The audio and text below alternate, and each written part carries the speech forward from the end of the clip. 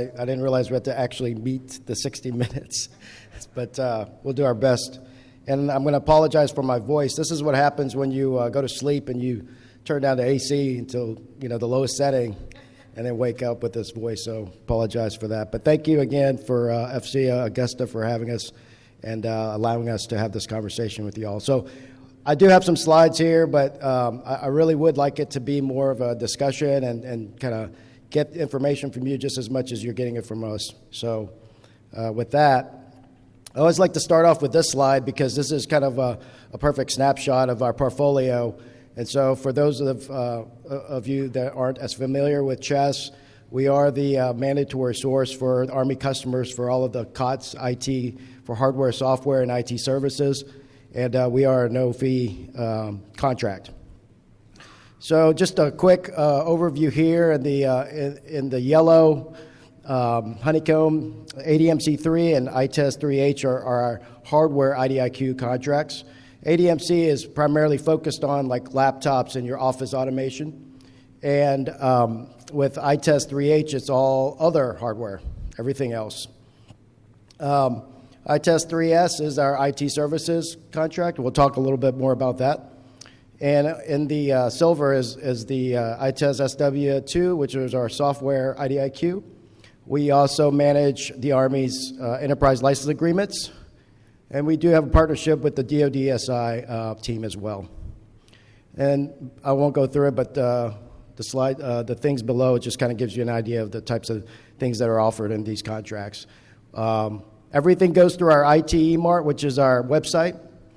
And we also have a reverse auction capability there. All right? So, one thing that's, well, I shouldn't say it's been recent because we've been in conversation and in discussions with Big Army on this for a while, but cyber supply chain risk management. So we've been involved with a working group for the past couple of years. It was led by G357. Now it's with ASALT. But really, I mean, at the end of the day, we're doing everything we possibly can contractually by making sure anything is updated with all the FAR clauses. But what I guess we're asking from industry is to make sure that you guys are tracking your supply chain, making sure that you guys are being compliant and making sure that you have a good handle on that, because it's being talked about quite a bit. And we could talk, I mean, obviously we can't talk about anything that's above classification here, but it's a concern, right? Because COTS, it's everywhere, it's global, and so we are having a very, very close pulse on it, and so we ask industry to do the same as well. So the next couple of slides is to show you the things that we're currently managing. This is our ELA slide. These are the ones that we manage at the joint, as well as the Army, and then our specific command level. So future ELAs, I know I've been asked this question a lot as well. We work with the CIO team, and there are requirements and functional folks. They're the ones that drive what's going to be considered, candidates, everything. So we are the execution arm. So we execute what they want us to execute. So what I'll tell you is, though, if you're interested and you think there's a business case, et cetera, happy to have conversations with you, but then I'm going to say you're going to have to go talk to the CIO folks because they're ultimately the decision makers in this. Okay, IDIQ. Again, there's a little bit more depth of what you saw in the earlier slide.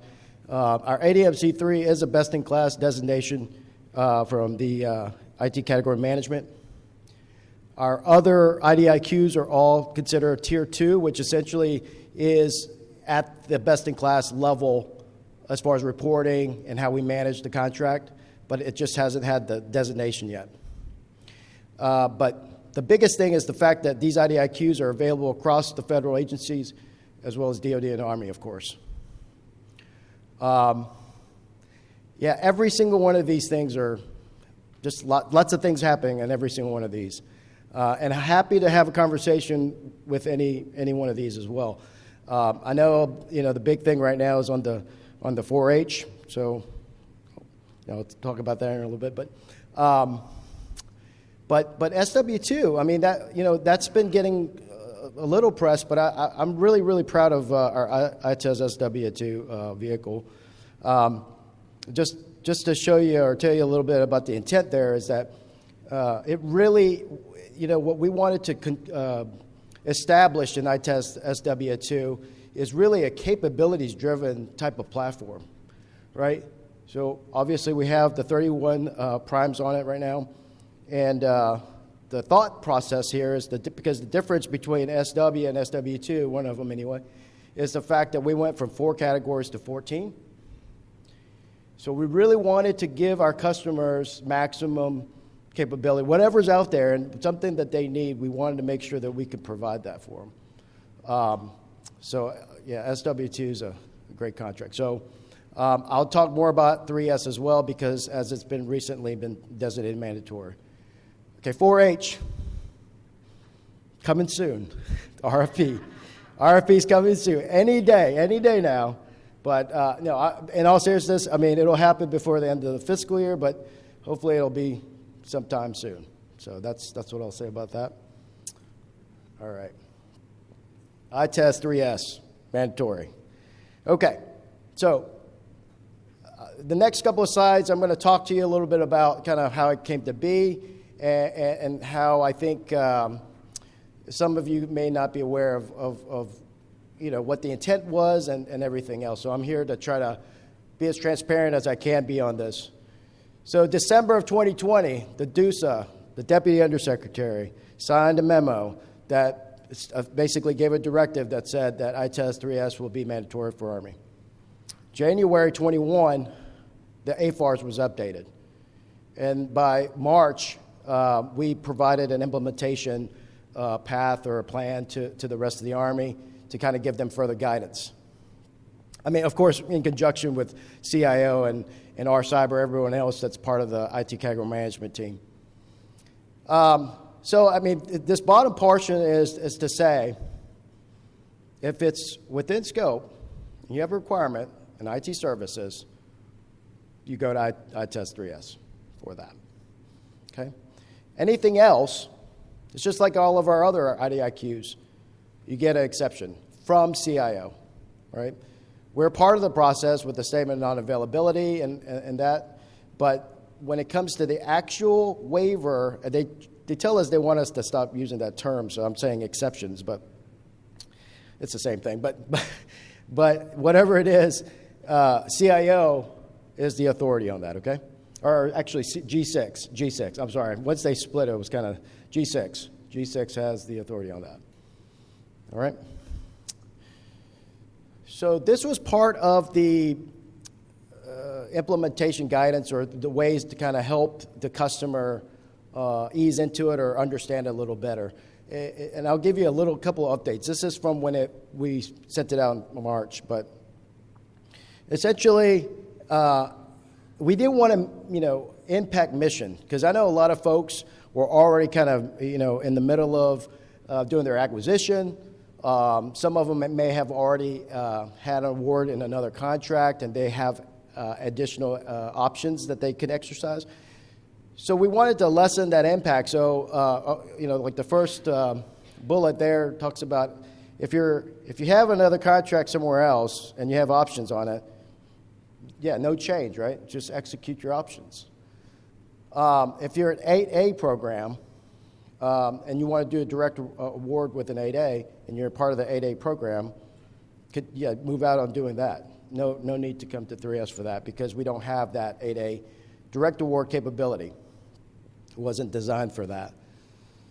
So the new acquisition, this bottom portion really, I think, was to help really do that transition. So we essentially said that by the time that this came out, the implementation plan, and we were saying, hey, we understand, especially if you already have a signed ACT plan or ACT strategy, we didn't want to impact that. But I would say at this moment, it's probably OBE, if you will, because this was to help them with a lot of folks if they already had those approved ones to go through.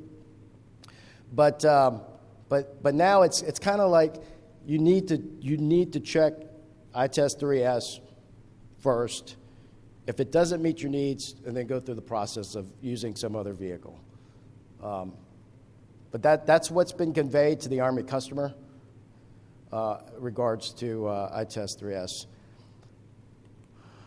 On-ramping. No, I've heard, and a lot of folks ask about on-ramping. So on all of our vehicles, we have the capability. I mean, we have written in there to allow for us to on-ramp. Didn't really talk about off-ramping because we have the right to do that as well. But on-ramping, we have that language in there. But we are going to do the on-ramping if it necessitates, if there's a reason for that, if there's a capabilities gap, if there's a, some sort of something that we're missing that we had before, and we need to do something to basically bring that back in, or bring a particular capability that isn't already captured in it. But the challenge of on-ramping is that essentially we're doing a whole new acquisition work on it, like we're doing a new, I was going to say solicitation, but it's essentially like we're having to do the evaluation and all of those types of activities, which takes, at that point what we have to do is make a decision to figure out, okay, is this worth the level of effort, or should we, if it's that big of an impact, should we look at just, potentially a follow-on, or at least start working something like that? It hasn't gotten to that point yet. So those are kind of the things that we have to look through. I guess what I'm trying to make sure that I convey is that, yes, we have the capabilities on ramping, but something's got to, necessitate that. How to work with us. So again, the primary way is obviously to be a prime or on the actual contract.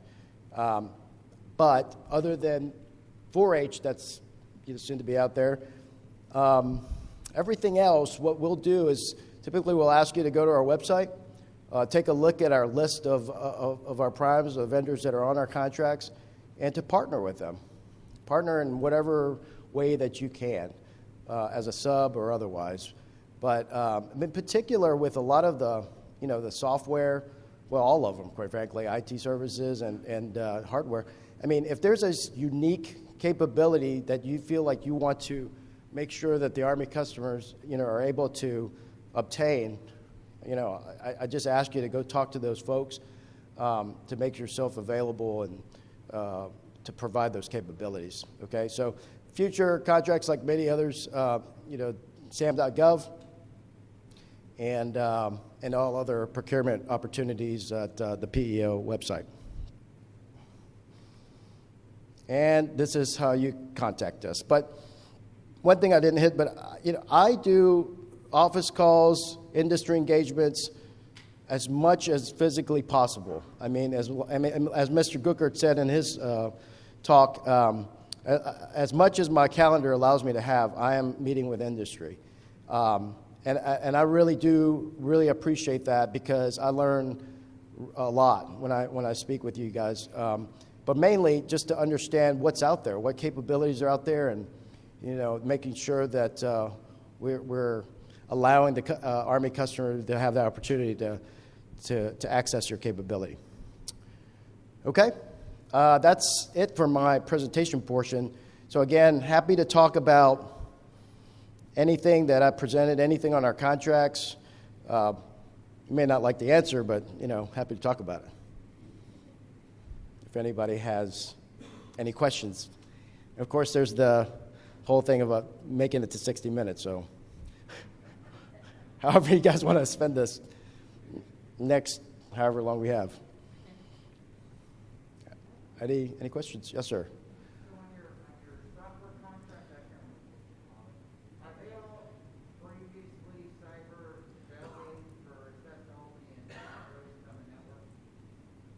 No.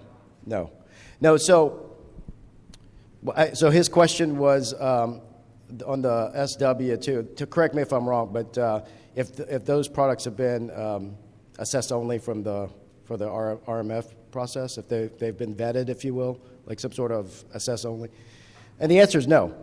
And that's by design, because the other difference between ITES-SW and SW2 is that before, when we were in the con premise, right, the certificate of networthiness, we did that, right? And actually, that was the easy button for the Army, because they know when they come on, they know everything's been vetted, they can buy it, and it's going to be good to get on the network, because there was that reciprocity that once it had a con, that anybody could use it on the network. Well, when they started the RMF process, that all went out the window. And so everyone has to do their own assessments, their own RMF process for everything. So we got rid of that. So there is obviously, there's always some risk there, but it's minimal and it's calculated, because every command has to do their own assessment and do their own RMF process. And I felt like, in this model, because I've had folks come up to me and say, hey, with SW contract, we want to get this software, but I can't get it because it doesn't have a con. And I'm like, well, yeah. And they're like, well, I want it so we can do the con, right? And it's that whole do loop. So this way, all customers are able to obtain whatever software is available. They could do their assessments, and it's up to them as far as being, having the right to get on the network. Yes, sir. So the process of reciprocity is back in the system. But after that, at least in components, if there's already an instance, whether it's SSO and all that was done, that local net could use that reciprocity to get that. Right. And that's the other thing, right? So those things are ever changing. But so for us, as far as offering those products, it's basically kind of transparent. It's, those rules change. And certainly if there's products that already has been through that assess only or that process, the faster that the customers can get it on the network.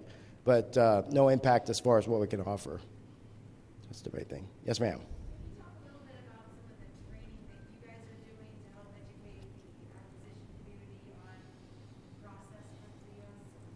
Yeah. So we do Chest 101s for all of our Army customers, but there's times where we target KOs and KSs and things. We do a lot of ad hoc training. But yeah, absolutely. I mean, we it's all about bandwidth and just trying to reach out as many people as we can, or many organizations as we can. We are on, as I mentioned before, a working group for the IT category management team. ACC headquarters is part of that.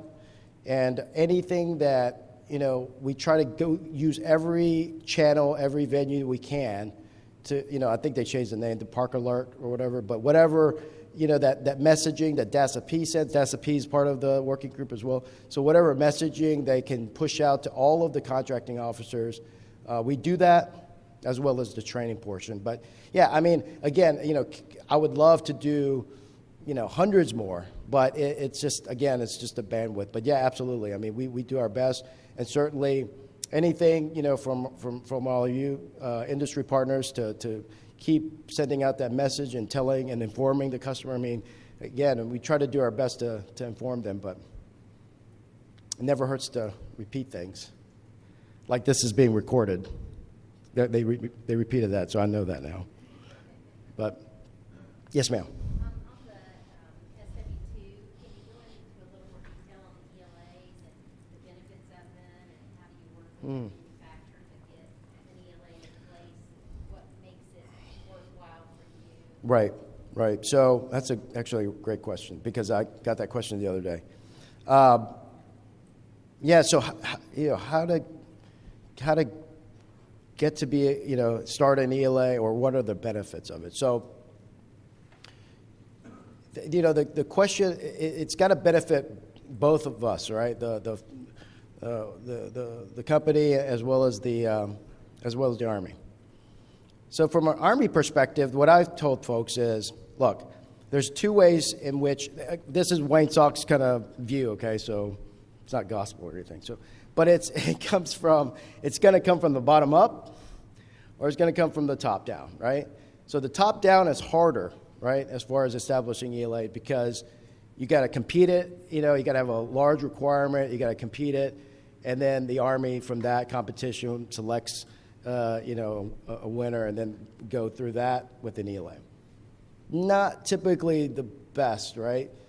So what we've been saying is, look, if you show success and sales at the command levels across, and you see that there's momentum there, that there's lots of things that are happening, yeah, I think that's part of the metric that you want to bring. Have a business case that says, hey, look, I'm providing this capabilities to these several of your subordinate organizations, but I think that if we were to combine it into one, right, we can save the Army this much, or this is the benefit, we can do whatever. But there's got to be that business case to kind of say, okay, separately you've got to spend this much, but if we consolidate or make it into some sort of an enterprise agreement, we can save the Army some money there. But the other thing obviously is going to be the management of it. Instead of having it, hundreds of different contracts out there, the Army manages one.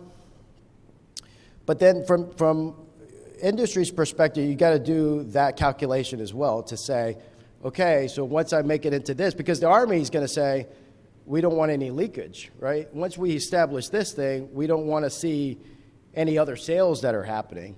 So, it sounds great, and it is. I mean, there's pros and cons to everything, but I think that's the thing that industry needs to think about. I know it sounds good because a lot of folks are like, how do I become an ELA? I want to be an ELA. Again, I think one of the benefits of being, having an ELA is having that visibility too, to say, hey, I have an ELA with the Army, and I get that. But then what about your business? I mean, because essentially what the Army is going to look for is kind of like a benefit, right? The cost benefit for us. So, but I mean, again, a lot of goodness there because, we get to see a lot more data. It's consolidated. So Army is all about creating ELAs. But it's just the process of trying to figure out which one's the right answer. And I'll also tell you, there's no magical formula right now. So there isn't anything that's like, some sort of formal process, if you will. But what we're definitely looking at, you got to have the data. You got to have the data to really push as far as whether it makes sense or not. I said a lot there, so sorry if confused you. Yes, ma'am.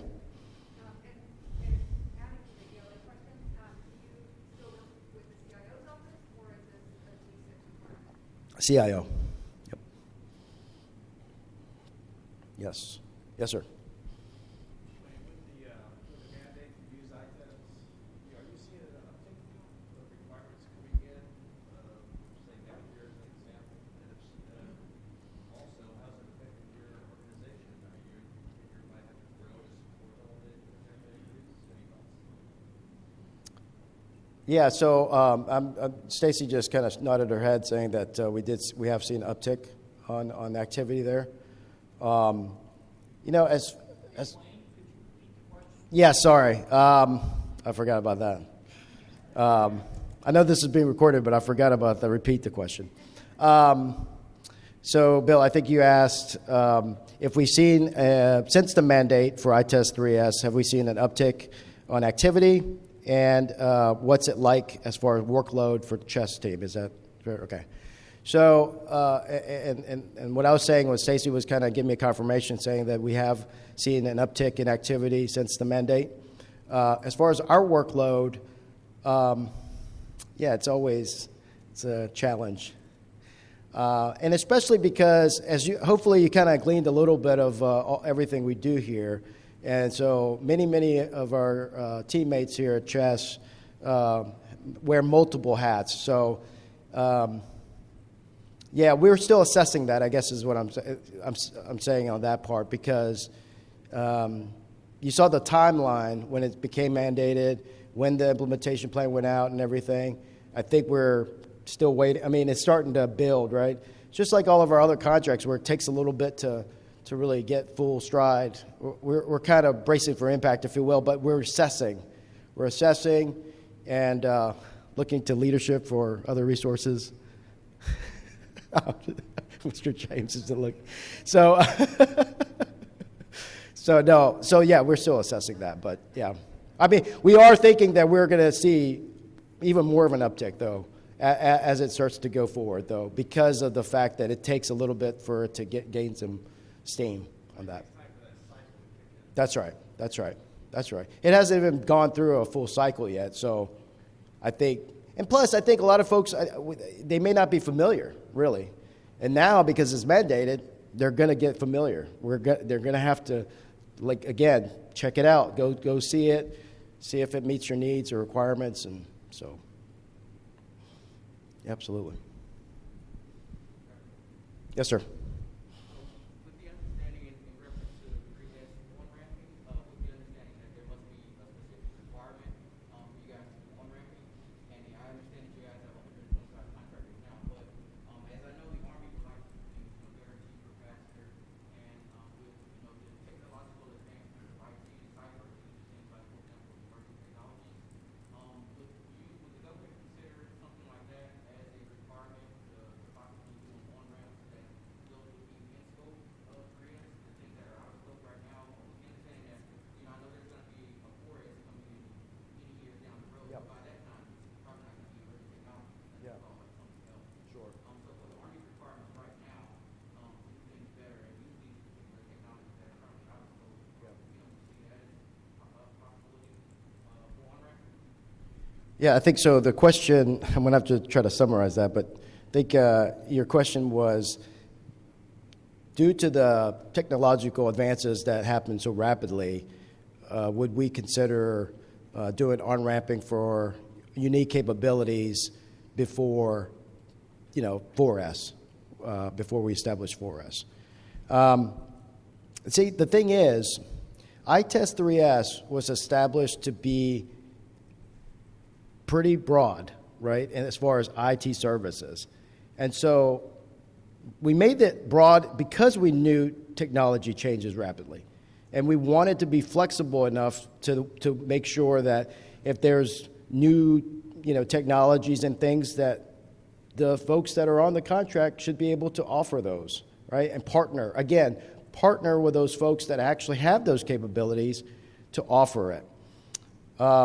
And I'll tell you, going back to what I said earlier, as far as the level of effort it will take for us to try to add, or because of that, to do a whole separate solicitation for those capabilities. I don't know if that makes sense, because it's the concept of our IDIQs, or the folks that are on the contract, are able to provide many different capabilities, right, in regards to IT services. So I don't think we would be doing on-ramping for just like a unique type of one IT services skill set, right? Because we want the primes that are on ITES-3S to have access to all and multiple IT service capabilities, if that makes sense. Yes?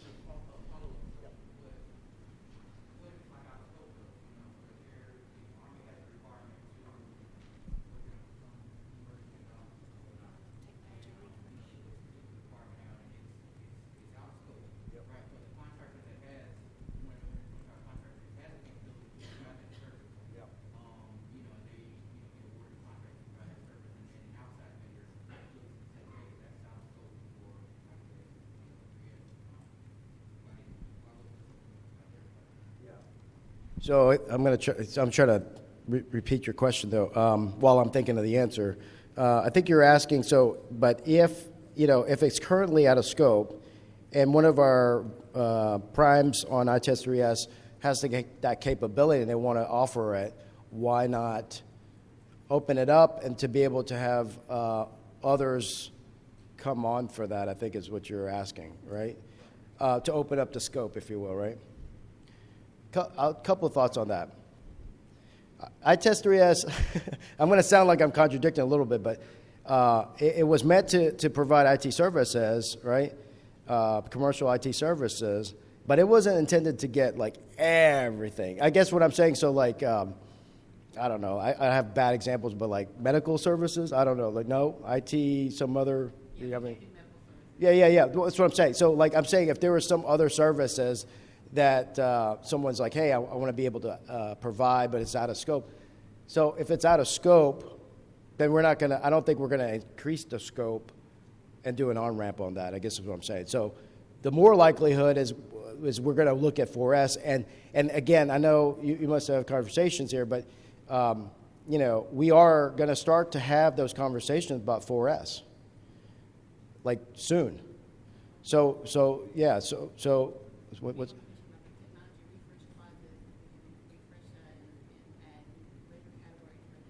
Yeah, so we do have technology refresh clause that allows us to add different labor categories and things of that nature now, but just to hit the point on the out of scope portion, I think if it's out of scope, then that's where the whole exception to policy where that you go outside of 3S is established, because we're not trying to get everything.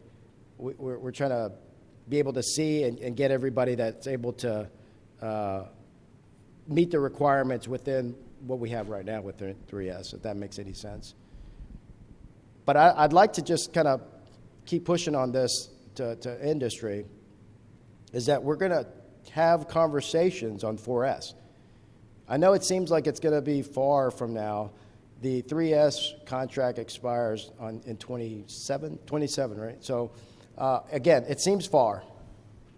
Not when we're talking about establishing, another, what is it, like $10 billion contract or something. So, that has a length of about 10 years. So we're going to talk about that. So we're asking industry to help us shape and form 4S now. So we'll start having those conversations more and more, but that's where I'd like industry to start looking at, is 4S. Yes? Wayne, I think it's a great idea, but are you getting any kind of pushback or interface with GSA? Because GSA is on the path to make big IT contracts, right? Yes. I'm hearing a lot of things about, consolidating a lot easier. We run time. Are you hearing any of this? No, so are you saying? I'm sorry. In other words, GSA is coming to say, let us run all your IT contracts. Army, Air Force, let have your IDIQs. Yeah. Are you starting to hear any of that rhetoric at all? No, I mean, I think the question is, have we started to hear any more about how GSA is saying that they can do more of the contracts for the services, right? That's not anything new. I think they've always said that. They're always trying to get DoD business. I mean, that's where the pie is, if you will. But the thing is, I don't think GSA understands kind of there's always some nuances, right? And I think in particular the DoD and Army, there's specific things that I think that they would probably miss. That's the thing, right? When it comes to a lot of the clauses that are really unique to the DoD, and certainly when there's some Army things as well. So for the benefit of our customers, I don't think they would realize that, right? They'll think that a contract's a contract. And what they don't realize is that we bake in a lot of those DoD and Army-specific clauses that protects us, really. It protects everyone, but specifically in the DoD. So, yeah, and we have this relationship with the GSA, right? We're all trying to do great things for everyone, but we're not. The GSA wants to do everything. That's part of their thing, is that they want to get the federal, customers. We don't. I mean, that's not what we're aspiring to. We're not trying to be another GSA. We're just saying we just want to take care of Army. But if other people want to use our contracts, they can. It's out there. It's allowed. So, but yes, ma'am. I want to pull the thread on the category management work that you guys are doing. Mm-hmm. Historically, you guys have kind of opened categories on AFCEA to embrace new technologies. Are you guys looking at taking what you're doing with category management and kind of expanding the aperture of what you do consolidated buys for? Does that make sense? No, Adding other on standards and from Yeah, so I think your question is, are we looking at adding other categories in support of category management, just in ADMC or other contracts? Or okay.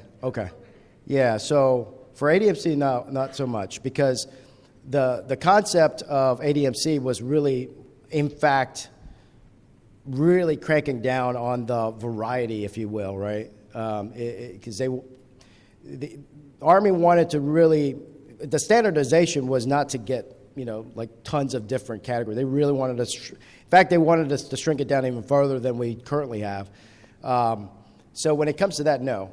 When you're talking about other contracts, we're always looking at establishing what the right categories are, for sure. That's an Army challenge that we're talking about right now. So for all the other contracts, yes. To talk about, I'm forgetting the terminology now, but there's a lot of talks about how to categorize things and the buckets, if you will. So that's ongoing for sure. Yeah, beyond laptops and desktops. Yeah, for sure. That are bought that are Yes. potentially put down. Yes, we're actively discussing those, yes. Yep. Absolutely. But just to pull on that just a little bit, and I know you guys have heard this before as well, but I mean, data is king, right? Everybody wants data. And so, you guys will hear from us. I mean, what's very important to us is how to obtain the data on the sales data in a more granular level. And so, whether you're a current partner right now and you're part of the contracts, or if you're going to be a future partner with us, data is very, very important. And I'll say that again. Data is very, very important in the sense that we're going to be asking for more granular data sets, because that data is going to drive everything else as far as how the Army is going to look at the spend, right? Because the big challenge right now for the Army is getting visibility on its IT spend. And CHESS has a little part of that. So we provide that visibility to the Army leadership. And we need your help to do that. So be on the lookout for more data questions or data conversations as well.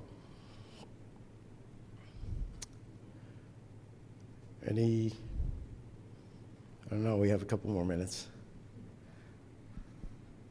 Anything else? I guess we kind of took let me go back to the other slide, see if that helps. Just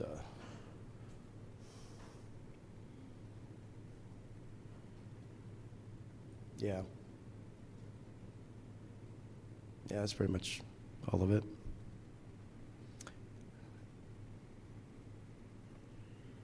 Anything else? Any feedback for us? Anything we could do? Anything better? Yes, sir.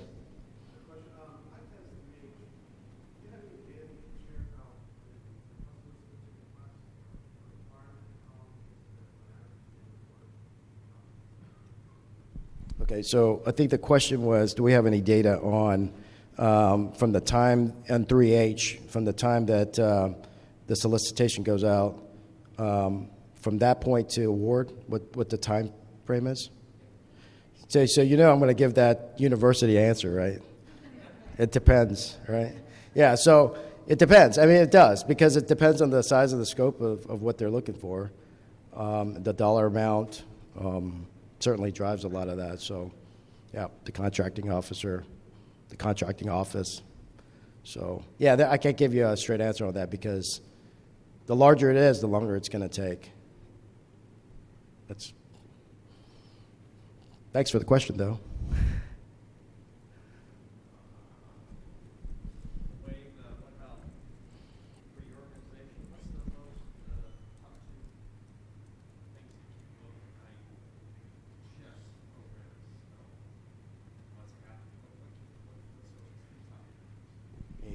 Top challenges for CHESS. What keeps me up at night is my dog and my kids. But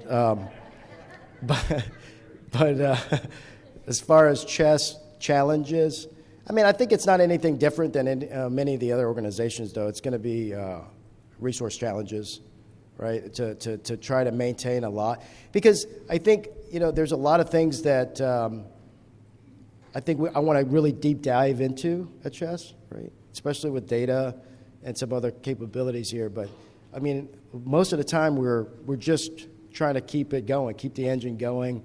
And so that's one thing. I think it's not a challenge, but what's always on my mind is making sure that we're doing everything we can to make the best contract or agreement for everyone. That's including the Army, obviously, first and foremost, but certainly industry partners, and then as for the taxpayers, as far as getting the best deals there. So, yeah, that's just something that's always on my mind. How can we make the contract better? So, I mean, I don't take it super personally, but I will say when somebody says, yeah, your contract doesn't meet my needs for that, it does hurt a little bit. I'm like, why? Why doesn't it meet your needs? But, I do try to ask the customer when they say they can't, and obviously we have the process and, ITES, SONA and all that. But I do try to dig in a little bit to try to understand what about it doesn't meet your needs kind of thing, right? So, I mean, there's cases, but we do try to make the contracts so that you can get whatever you need, really, right? Hardware, software, and IT services. I mean, those are our focus points. So, yeah, that's it. Just a good question. But, yes, ma'am. So my question is about the impact of small businesses with the mandate. So prior to the mandate coming out, you guys selected 125 vendors. That was prior to the mandate. Mm-hmm. Now that the mandate locked out whole Right. people who no longer compete. Right. We've had several contracts that when it was time for us to recompete for, they got pulled in and bundled, and the customer said, well, we can't reach you anymore because they're not on checks. So there's no option for us to get on checks other than to get a sub. Right. The work is only, let's say, 20 people. That means I only want to get 10 on the team. Right. So has anybody done the analysis for small businesses and how this mandate is going to impact? Right. So, so let me try to repeat your question. So, have we looked at the impacts to small businesses based on the mandatory mandate for use of ITES-3S? Is that right? Okay. So, yes, in the sense of we try to ensure that there was a good mixture of the small businesses as well as the numbers, unfortunately. The thing is, I think whether this was a mandate or not, I think the opportunities, I guess technically folks could go out however they're going to, solicit, but to try to continue to keep up with adding small businesses to this contract, I think is just not feasible. And so, unfortunately, when we're looking at this mandate, we're trying to see how it meets the small business needs, but also the Army's needs by having this visibility here with everything that's happening with ITES-3S. So in an individual small business level, yes, unfortunately, it's going to impact.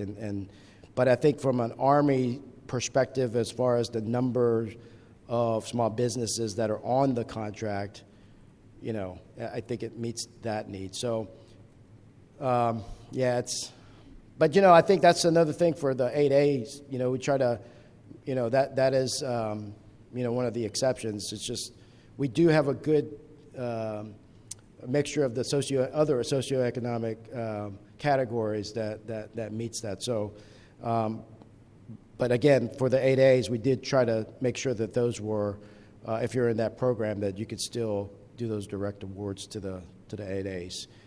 But again, and I know this isn't going to help you in the immediate, but I really do. I want to have the positive look on talking about 4S. So, but. Thanks for that question.